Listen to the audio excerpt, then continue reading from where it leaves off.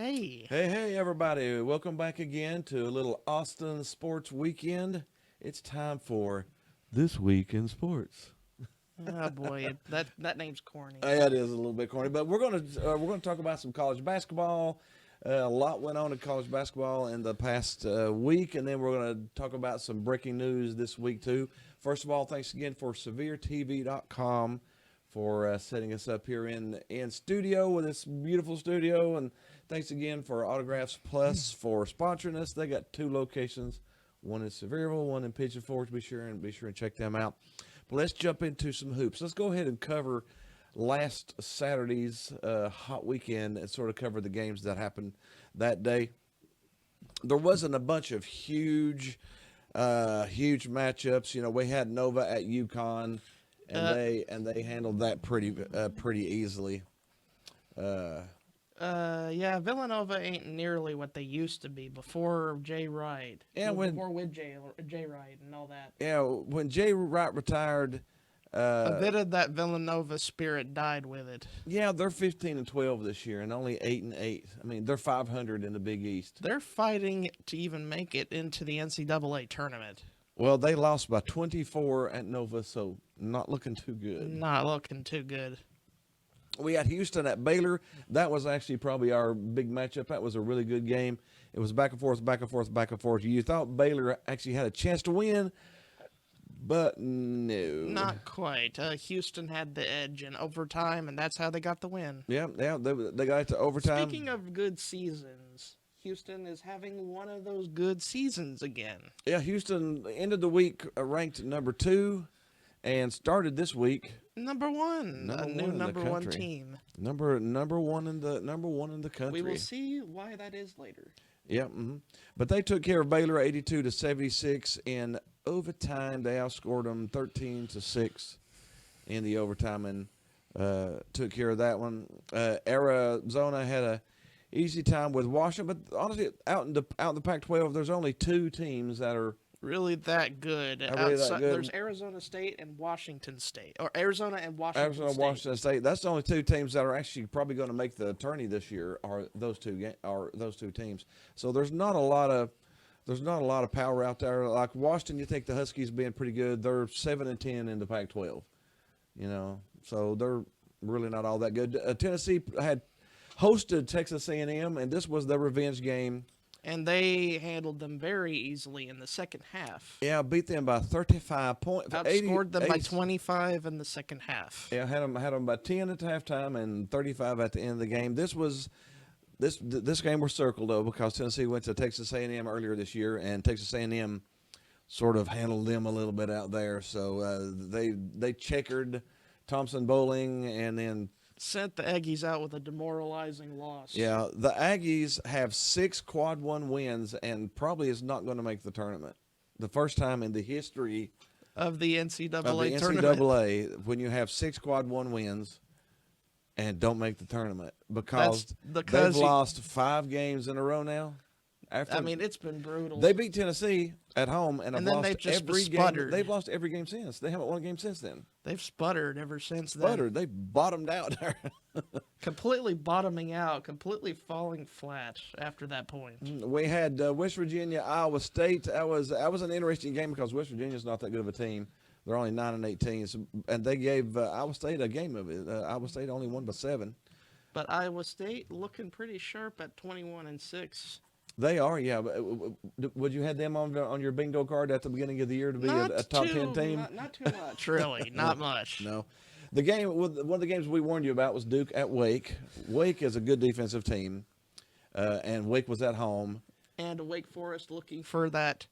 They're 18-9 right now. They were looking for that key win, and they got a key win here. They needed that key win, yeah. Duke was up 2 at halftime, but they couldn't pull it out. And what about that the second half? The court storming incident? Yeah, that's a little bit. We probably should mention that. Our Duke's star player, Kyle Filipowski. There was when Wake won, they stormed the court, and somebody stepped on his foot, and they almost had to carry him off on a stretcher because he was injured so bad. You want to know the funny thing about that? He's playing this weekend. Wowie. That's pretty good endurance. If you almost break your foot and then you go out and I don't know if it's endurance or if he was maybe overplaying the incident, maybe a little bit. it's really up to perspective. I mean, seriously, they had to help him off the court. Two people carried him shoulder to shoulder while he held his leg up, and he got off the court. And 3 days later, he's practicing, and now he's playing this weekend. I can understand your point, but it's really up to perspective. It is up to perspective, but from the outside looking in, you're going, does he play soccer? Because that was a great injury fake. I mean, he deserves an Emmy for that one. Because everybody was like, oh, my God, they've ended his career. His career's over, and now he's playing this weekend. Oh, my God. I don't know. That just seemed a little funny to me. But the Dukies took a little lump there, but they're still a top 10. Kudos to the new coach. John Shires kept that ship afloat. He has kept that ship afloat. Durham. They're 21-6, and 21-6 is a good year for anybody this year. So they've had a That's so where they've Duke had a good year. expects for basketball. You got to be in that top 10 race if you're Duke, and he's put them there. We had Texas to go to Kansas. I thought Texas might give them a little bit more of a problem than that, but the only problem that Kansas had was defense at times. yeah. I'm gonna throw my little, and I threw my little funny rant on Filipowski there, faking that injury. At the Jayhawks. I wonder, why are they still a top 10 team? You're beefing about their 5-4 record in Their last last 9 games, they're 5-4, and they're scattling along that top 10 line. We're covering last Saturday, but they've lost a game since then. I mean, we'll cover Tuesday's games here in a minute, but they're 5-4. They're 4-3 in their last 7, 5-4 in their last 9. They're a 600. They're a 600 win team right now. They're barely above 500. I don't see how they stay in the top 10 after that recent loss. I don't know either. But I always thought the blue blood bias was a little crappy. I never. But man, how many games do you have to lose before you drop out of the top 10? Because the Big 12 is a now. dominant conference. Now I've got a lot of respect for Bob. He's one of the best. Bill Self. He's one of the best coaches in college basketball. He is. But this definitely isn't one of his better teams. No, Houston's the best. Houston moved into the Big 12 and said, "Thank you, I'll take control now." It's very strange to see a team that came in from the American completely dominate. They have dominated the Big 12, yeah. But Kansas got their win over Texas Saturday. North Carolina took care of Virginia 54-44. Virginia's one of those teams, they remind me of us in a little way before we had any scoring. Yeah. They could defend, but they can't shoot. That's the only issue in Virginia. That's it, yeah. The only other team we cover some of the hot games outside the top 10. Alabama, number 13 Alabama, went to Kentucky, and that was a race. We called Kentucky. I knew Kentucky was going to win that game because the talent is so great. They lost the game before, embarrassingly, and it's hard to lose a game embarrassed like that and then go home and not be 100% on point, They boat raced Alabama, dude. They were up by 25, 30 points at one point. They pulled it off at the end and 117 won by 22. Put 117 on them. I mean, 17 points. That's got to be a record. No. That's NBA. That's an NBA score. But hey, we do say that they have. Although their defense is still shoddy, their offense is still productive. I honestly think, as an offensive team, Kentucky has the most talent in the country. They got plenty of talent. They are a 5-star offensive rich team. Their struggle when they struggle. Now, Alabama's a scoring team. Alabama love to put up 100 on you too.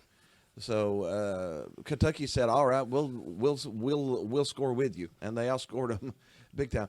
But Kentucky has struggles with their interior defense. And Gonzaga exploited it a few games ago. Yeah. Tennessee exploited it a few games ago, and Florida exploited it. Yeah. If you've got a good, solid defense to pair with the offense, to pair with your offense, you then probably only have one loss right now. Big time. Kentucky, talent-wise, when they're on, I don't think there's anybody beating them. But if The consistency, needs to be there more Yeah. often, and Yeah. if they can shoot 117, if you points, score I mean, 117 points, nobody, there's very few teams going to score with you, I mean, you got 58 points in the first half. and 59 in the second half. How's that for a balance? Put up a 60-60. I kind of feel like John Calipari doesn't coach; he just lets the players just wing it. I think sometimes he does that too. Let's go on back and check out the rest of the week.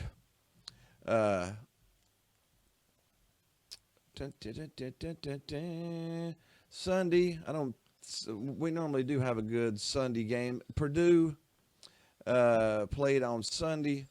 And they squeaked out against a bad Michigan team. Michigan 8-20. I thought Purdue would do a whole lot better than that, but they still took care of business. Xavier went to Marquette. Xavier is really down this year. They're under 500. They're 13-14. And Marquette is not down this year. They're a pretty hot team. Marquette right now. Marquette's doing very, very well. They've got into some tough games lately though, and they've struggled a little bit, but they took care of Xavier easily. Let's mention one team in this little video that might be a little hotter. St. John's. St. John's, yeah, just a little. St. John's is not ranked, but guess who their coach is? Rick Pitino. Rick He's a Pitino. legendary mind in basketball. Yeah, and he's got a unique way of coaching sometimes too. He'll say, "You are horrible. I don't know why you're even on the court." And players respond to that and go, "I will show you," and then they go and then they win. And that's what he's done. That's what he's done against St. John's. St. John's they were really struggling. And now he's trying to And lobby his way into a bubble berth. And he went right out in front of the cameras and said they were every kind of bad that you could say, and they've not lost a game since. They've won 3-0. They've won 3 in a row, including this game against a number 15 Creighton. They beat number 15 Creighton on Sunday. So yeah, Pitino knows how to coach. That is one thing he can do. He's done it at Louisville, and he's doing it here. Monday we had Miami, North Carolina. This was too close for comfort. That was too close for North Carolina too. I was sort of worried about this one too. If it would have been in Miami, it probably would have been a loss. it would have probably been a loss. But North Carolina pulls it out 75-71. Baylor is still hanging around a little bit. And they're edging out TCU 62-54. Tuesday we had Cincinnati, Houston. Cincinnati, normally a pretty good team, is But sort of they only struggling. scored 17 points in the first half, and they couldn't really do too much after that. No, they were down 9 points at halftime and lost by 8. So yeah, they got down so much at halftime it was really Trying to hard for claw them their to way come back. Yeah, and this is Kansas's next loss. BYU at Kansas. BYU getting a big win here. This is a big win for BYU. That was a big win. BYU needed some Help. resume boost, And let's that just was say. a boost. Going 20-8, that'll help. That'll help. And Kansas again with that loss goes 5-4 in their last 9. That's like we mentioned before. And Kansas at this point was ranked at number 7. So again, it makes you think. They went from 9 to 7, being 5-3 in their last 8 games. They jumped 2 spots with a 5-3 record. And then they come into the next game after jumping from 9 to 7 and lost. I don't know. I'm wondering it. Kentucky and their trap game went on the road to Mississippi State and won on Shepherd. Nothing else but Shepherd. Shepherd won that game. Because he's a 5-star, rich from concentrate talent card. He grew up in Kentucky, watched Kentucky, and wanted to play for Kentucky, and Good for him, He made the 2 foul shots. He made the game-winning shot at the end, and then stole the inbound pass at the end. Shepherd won the game. He won the game for him. Good for him. You can't respect a hometown kid growing up in Lexington wanting to play for his hometown team. I can respect that. Yeah, I can too. And he's definitely good. I thought it was funny. The announcer said that was some good coaching. Calipari basically did nothing. Just let the team play out and do their thing. And Kyle Perry did absolutely nothing. Nothing, and they won. And Reed Shepard did all the work. You don't get credit for that. No. He doesn't get credit for just throwing out a 5-star freshman. Hey, you make the plays. We need you to win. Yep.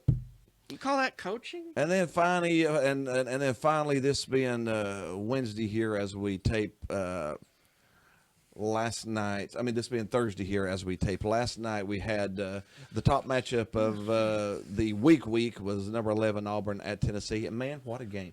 Dalton Knecht I'm put a on. Tennessee fan. I'm just going, but man, if you don't come away with that from that game going, What the heck happened? wow, I was questioning. wow. Well, Dalton Knecht decided to tear off his jersey, unveil a Superman logo underneath his shirt, and decided to go out and play Superman. These were two very good. Auburn's a good team. Broom is very good. He's And Bruce a very good Pearl player. doesn't get enough And- credit for his coaching. No, Bruce Pearl is a great coach too. And this game was Tennessee was ahead before the game was tied.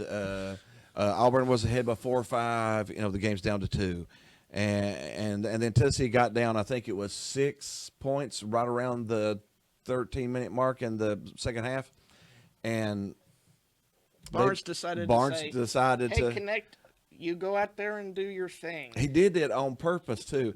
If you'll notice, he switched their offensive rotation to make Broom have to guard Knecht. And how Broom's did that go? a great offensive player, but he's a bigger guy. He's a little slower. He's a power forward on a he's a- shooting guard. That's not a good matchup. And from the 12:01 mark in the game until the end, Dalton Knecht outscored Auburn by himself 25-21. He scored 25 points in 12 minutes. Superman And is the in entire the Auburn building. team scored 21 points. Superman's in in the 12 building. minutes. I've got friends who played basketball. A buddy of mine, Bobby Mays, used to play for Tennessee. He said he was on courtside last night. He said that's the best he has ever seen anybody play. Anybody that he's ever seen, like that's the best that he has ever seen anybody play. He was doing anything he wanted to whenever he wanted to. They were double teaming, triple teaming him. It didn't matter. And I actually saw our good old bud Fran. How do you pronounce his last name? Frischella? Fran Frischella. He broke it down a little bit, and they were playing Knecht where he had 2 options. Every time they played him at a point like this, to where he was at the point, and he had a player on this side and a player on this side with a defender on this side, defense this side, and he could curl either way. So every time he could curl either way he wanted to, and whichever, and then he would get open and they'd dish the ball to him. And at one point they triple teamed him. I mean, they literally triple teamed him. That isn't good because There's only 5 people out there. That means the other 2 have to guard 4. So, I mean, I don't want to rant too much, but if that's, that's got to be. He's SEC Player of the Year without a question. 39 points. I mean, not a question. He scored over 35 points 6 different times. Nobody in the country has done that. Nobody else. That's a talent card if I've ever seen That's it. a talent card. And just a little prop on Tennessee. Tennessee has won now 12 straight ranked home games, which is an SEC record. Well, home field advantage. The great teams really Nobody control your home court. Nobody in the SEC has won more straight ranked home games. Control your home court. That's what good teams do. Control the home court. Control the home court. And then Marquette played Providence also last night, and Arizona played Arizona State. And both State's of them horrible. were comfortable wins. Both of those were comfortable wins. We'll go ahead and cover some breaking news here at the. And up here, do you want to go? Let's go ahead and talk real quick about the Saturday games. We got a couple of minutes. We can talk about the Saturday games. We got some pretty good games. We got Kansas Baylor. I'm honestly going to go towards Baylor on that one, even though Kansas is coming off of a loss. Baylor's a very good home team. We got Arkansas, Kentucky. Kentucky should roll through that one pretty good. Arizona, Oregon. They're okay. They're okay, but but probably still should. Marquette Creighton, number 5, Marquette against number 12 Creighton. I'm going Creighton. Creighton's a little hot lately too, so we'll take a little Creighton there. Iowa State and North Carolina should handle those games that they're playing. They should handle those pretty easy. Auburn, Mississippi State. Auburn's at home coming off a loss. That should be pretty easy too. Duke's got Virginia. That should be a pretty easy win too. Houston's got Oklahoma. They're at Oklahoma. Oklahoma's needing a win, but I'm not going to pull off of Houston right now. I'm gonna still go Purdue Houston. against Izzo and the Spartans. And then Tennessee is at Alabama. That's going to be the game of the week. It's 8:00. The winner of this is the de facto SEC champion. So Alabama at home is going to be tough to beat. There's not a line on it yet, but I'm guessing Alabama is going to be favored by 2.5 to 3.5 points. Probably, even though Tennessee's the better team, Alabama's probably going to be favored. Tennessee's sort of hot right now. I'm going to go Tennessee, just because that last game. Well, they've won 4 in a row. They've won 4 in a row now, and they've won some tough ones. You know, they needed to beat Texas A&M by 30. They beat them by 35. They needed to beat Auburn. They beat Auburn. So I'm going to go Tennessee in this. And if Tennessee wins this, they will be. I mean, they got a couple games left after that, but they got a good shot at winning the SEC regular season championship. All right, what's some breaking news? We've got some Pac-2 news, actually. Pac-2? Yeah, it used to be the Pac-12, now it's the Pac-2. They are going to play football in the Mountain West Conference this coming season. And basketball in the West Coast with Gonzaga and St. Mary's and others. Yeah. Though that's basically, she's got a 2-year contract, the commissioner now. They've got a new commissioner in. They fired the old one who basically tanked the conference. I don't know why he even got a job in the first place. No, he wasn't very good at it. So they're trying to basically pick up the pieces from really a destructed conference if you're really looking at it. Yeah, but they've given her basically a 2-year contract to try to do something with the Pac-12, make it something. I'm guessing they try to pull the Mountain West Conference and the Pac-12 and merge it together. And maybe they pull the best out of the Mountain West and then add a few others across the country and try to make a new Power 5 conference. I can appreciate that. I'm guessing that's what they try to do in the next 2 years. Another. Well, we've got some. In a game we did not cover, Texas Tech and Texas, there was a bit of a fight. A bit of a brawl. A bit of a bottle throwing. And the crowds got mad. The Texas Tech guy, right? The Texas guy decided. The Texas player decided to check the Texas Tech player. He hockey checked him. And the fans didn't like it too much, and they egged him with bottles. Come on, you got to have creativity. You got to use mustard bottles. You can't just use water bottles. I mean, come on. NFL, we got a little brief bit of NFL news. Zach Wilson wants out of New York. The Jets. Yeah, he has been granted permission to seek a trade. So Zach Wilson may be out of the Jets in the foreseeable future. And something with the college football, as quick as we got a 12-team playoff, they are now really close to setting up a 14. Why are you setting up a 14 playoff if you're already setting up a 12? I don't know. Did you want the 14 all this time, and you wanted to put the 12 in to experiment? I don't know. Rumor is that it's going to actually probably stick fast. That we will probably only get 2 years of the 12-team playoff, and then it'll jump to a 14-team playoff. I know I shouldn't complain about this, but I don't know. I told you by the beginning of next year we're gonna have a 64-team playoff just like we do in basketball. They're gonna once it got rolling, they're not gonna quit. The thing is though, the funny thing, oh my goodness. I really love this idea of having more teams into the college football playoff in the first place because it gives more teams a chance to win that coveted trophy.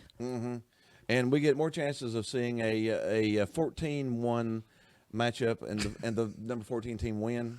I mean, you always look for there'll be a lot of underdog rooting for and everything like that. Is that it? Are we good?